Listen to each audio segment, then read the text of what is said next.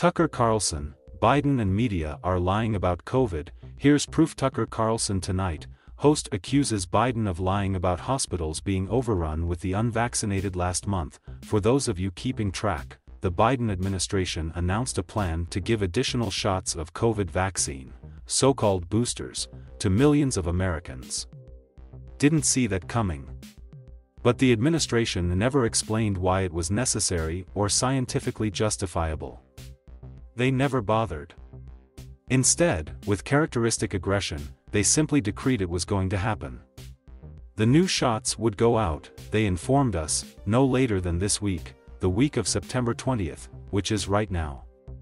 That was the deadline. The weird thing is, it turned out, no one had told the scientists about this. Two leading vaccine experts at the FDA promptly resigned. Several more announced they were thinking of quitting. Then Biden's COVID czar, a former Facebook board member with no medical background called Jeff Zients, assured the country, no problem, none of this is cause for alarm. People resigning in protest, no big deal. The decision to give extra COVID shots, Zients said, was made by and announced by the nation's leading public health officials. Really? Which leading public health officials exactly? Well, Zients didn't tell us. It's clear something was going on here. Then last week, the entire lie unraveled completely. A panel of the FDA's vaccine experts, actual leading public health officials, blew up the whole idea in a single afternoon. By a vote of 16-2, not close at all, they emphatically rejected Biden's plan for more shots. For a moment, this seemed like a rare win for science, and for public safety. That decision, said a former FDA official, quote, put the FDA back in the driver's seat and maintained the FDA's scientific independence from politicians. But just for a minute. Because in Joe Biden's America, there is no independence from politicians. Shortly after midnight on Thursday, the college professor who Biden appointed to run the CDC, Rochelle Walensky, simply overruled the FDA panel. She didn't cite any scientific basis for her overruling actual scientists. She just did it. And she did it because she can do it, because she's in power and you're not. You wouldn't call that, however you might describe it, following the science. You might instead call it total corruption of public health by a political party. That's what it is. And if you doubt it, take a look at Joe Biden's press conference today, in which he blamed the entire COVID pandemic on people who didn't vote for him. Biden, the unvaccinated, also put our economic recovery at risk, causing unease in the economy and causing unease around the kitchen table. I can imagine what's going on. The conversations this morning, a lot of parents wondering what's going to happen. What's going to happen to those who have been vaccinated? What's going to happen? Potentially slowing economic growth, costing jobs. The refusal has cost all of us. Refusing to get vaccinated, it cost all of us. I'm moving forward to vaccination requirements wherever I can. Huh? So we don't have enough workers because people aren't getting vaccinated. We aren't getting enough workers because you're paying people not to work. Drive around America, the stores are closed because people aren't working because the government is paying them not to work. So if you're worried about the worker crisis, look in the mirror, pal. But let's get to the core allegation here. The unvaccinated are somehow dangerous to the rest of the country. That's what the president just said. Before we assess all of Biden's claims, let's take a quick trip back to reality. Unvaccinated people may theoretically be in danger of getting sick from COVID. Everybody's got to make that decision personally based on your age and your health.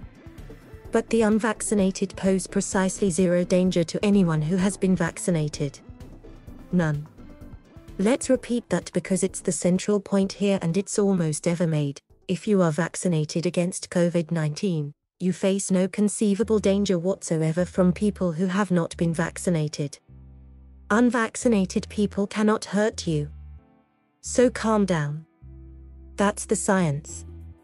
If you don't believe the science, you have embraced witchcraft and superstition. Please get a grip, and excuse yourself from any conversation about public policy. You're too irrational to contribute to it. Again, the vaccinated face no health threat from the unvaccinated. And the fact the president is claiming otherwise is shocking and wrong. Now to Biden's claim that the unvaccinated are somehow destroying our hospital system.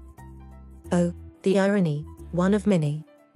This is the same president who's allowing hundreds of thousands of illegal aliens to enter our country every single month and promising them all free healthcare. So the next time you show up at the emergency room and can't get in, the next time your injury or illness is ignored because there aren't enough people to serve you in the hospital, you can rest assured it's not unvaccinated Americans who are clogging the system. It's not. It's the rest of the world. In just 8 months, Joe Biden has done more than any president in history to wreck the American healthcare system. And yet he's blaming it, in one of the greatest acts of political diversion ever, on people who won't take the shot. Biden, but this is a pandemic of the unvaccinated. The unvaccinated overcrowded our hospitals, overrunning emergency rooms and intensive care units, leaving no room for someone with a heart attack or a cancer operation needed to get the life-saving care because the places where they would get that care are crowded. They are not available. Such an outrageous lie. It's unbelievable. More than 1 million people coming in this year who he promised free healthcare. And he's blaming it on people who didn't get the shot. Many of whom have natural immunity and are less likely to get sick than a vaccinated person from COVID. What a lie. But let's assume it's true. Let's assume emergency rooms and ICUs are overrun with the unvaccinated. Then why is the Biden administration forcing healthcare workers to quit with vaccine mandates? That's happened across the country. Whole wards in hospitals have been shut down because of Joe Biden's mandates. Might be nice to have more doctors and nurses around in an emergency. By the way, at this point, and it could change, emergency rooms are not overrun with COVID patients. More than 20% of inpatient beds in this country are open and available, according to HHS data from earlier this month. Intensive care units, which are supposed to be occupied as close to capacity as possible, aren't full anywhere in the country.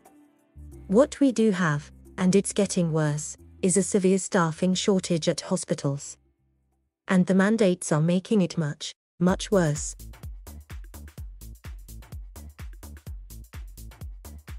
Thank you for watching. Please subscribe